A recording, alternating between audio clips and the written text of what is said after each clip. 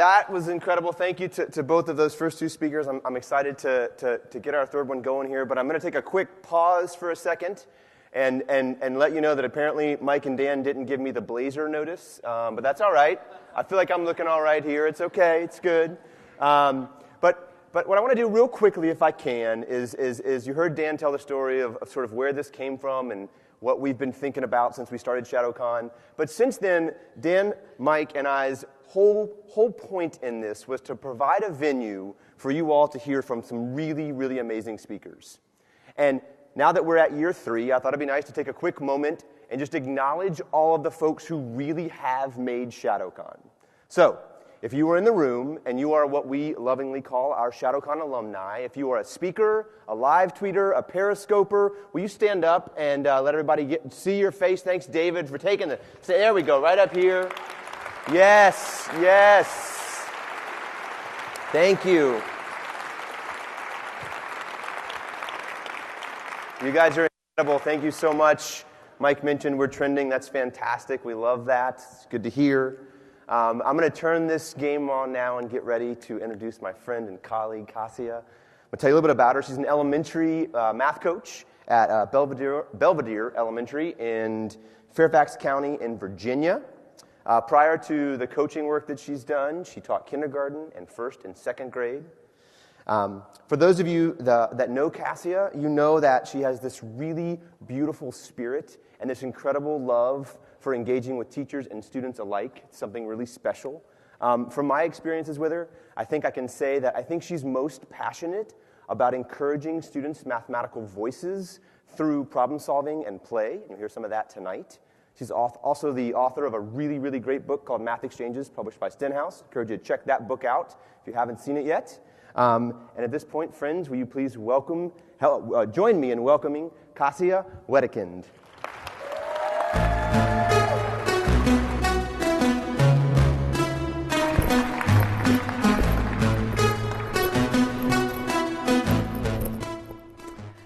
Wow, this is terrifying in a wonderful kind of way. So, this is Math Play, a few of my thoughts on grizzly bears, Captain Underpants, and Unifix cubes. Preview. Spoiler alert. So I want to start with a story about bears, but not that story about bears. These are Alaskan grizzly bears playing. All sorts of animals play. Mammals like us, goats, cats, even rats, and animals that seem very different than us, like octopuses. But Alaskan grizzly bear play is particularly interesting. Recent studies reveal that not only do these animals play, but bears who play more survive at better rates. Scientists have long thought that animal play is related to play fighting, practice for real fighting or hunting. But this turns out not to be true, at least in the case of these bears.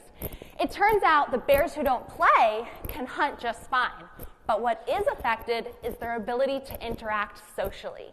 Bears who don't play simply aren't as good at figuring out who is friendly and who is an enemy. So can you figure out which one is the angry bear? Yeah, neither can those bears who didn't play enough. So now you're thinking, what do Alaskan grizzly bears and kids learning math have in common? Bob Fagan, a scientist who studies grizzly bears, says that play allows pretend rehearsal for the challenges and ambiguities of life, a rehearsal in which life and death are not at stake.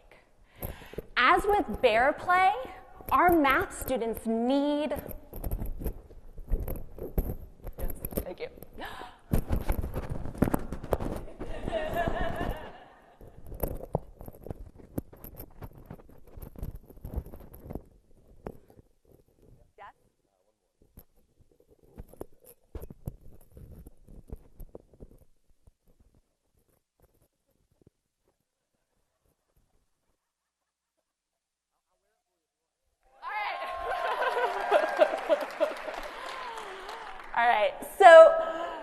As in bear play, our math students need opportunities to explore challenges and ambiguities.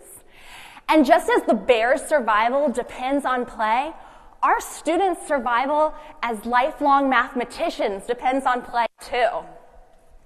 Stuart Brown, a researcher who studies play, makes the claim that while it is difficult to establish a single definition of play, all play shares certain properties. And 3 of these properties are particularly important to figuring out how we play in math.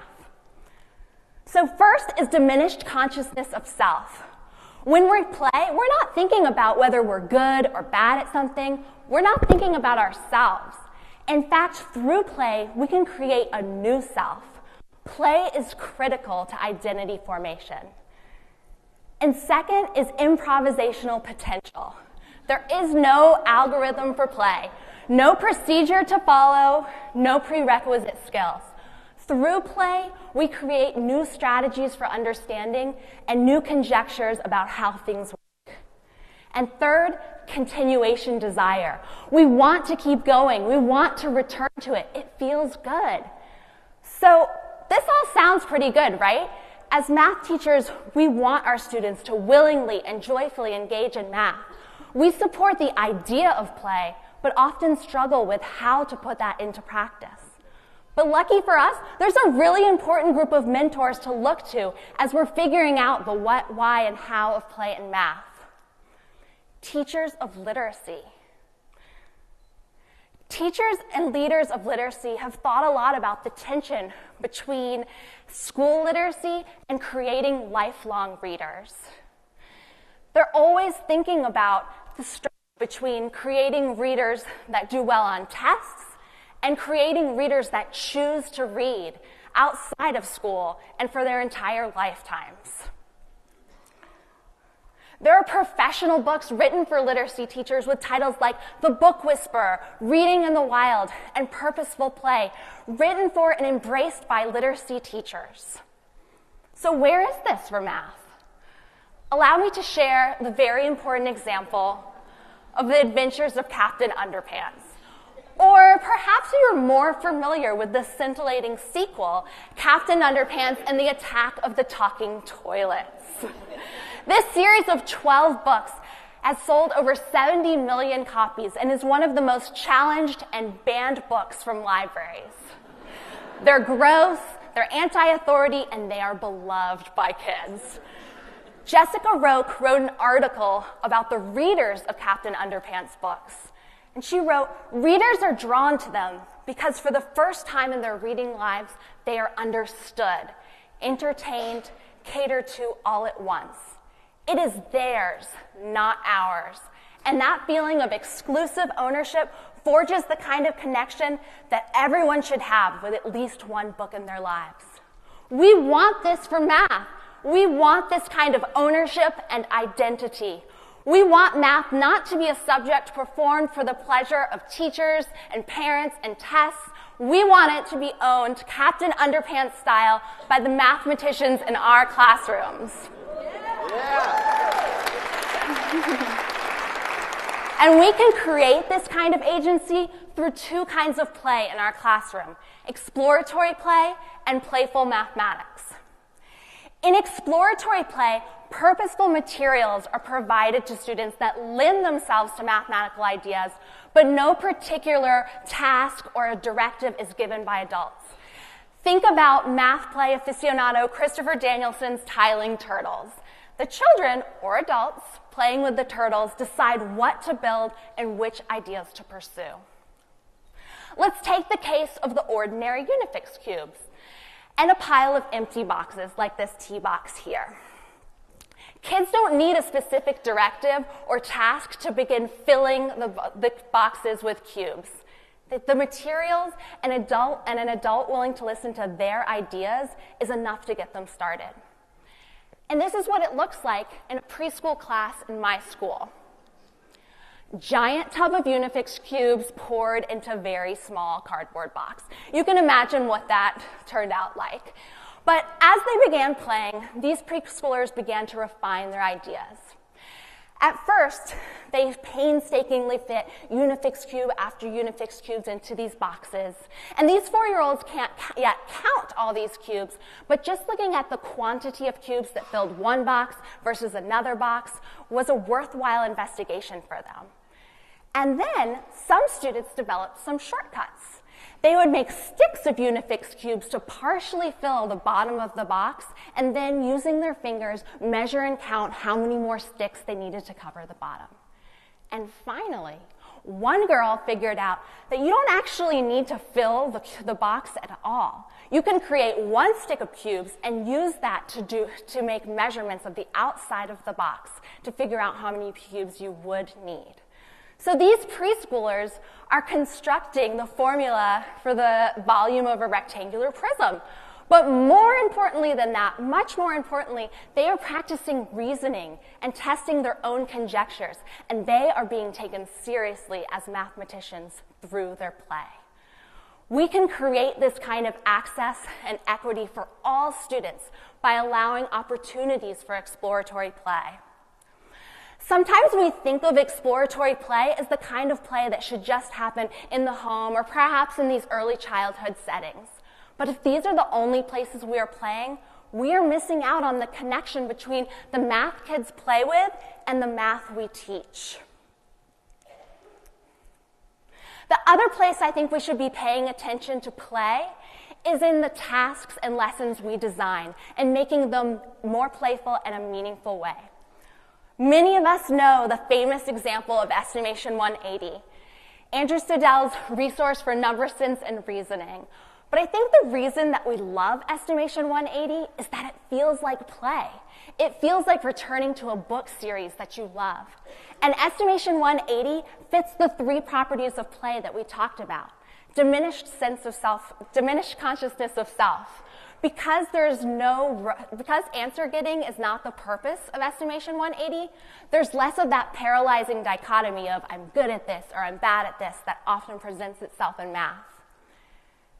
Improvisational potential. There's no single right way to make a reasonable estimation.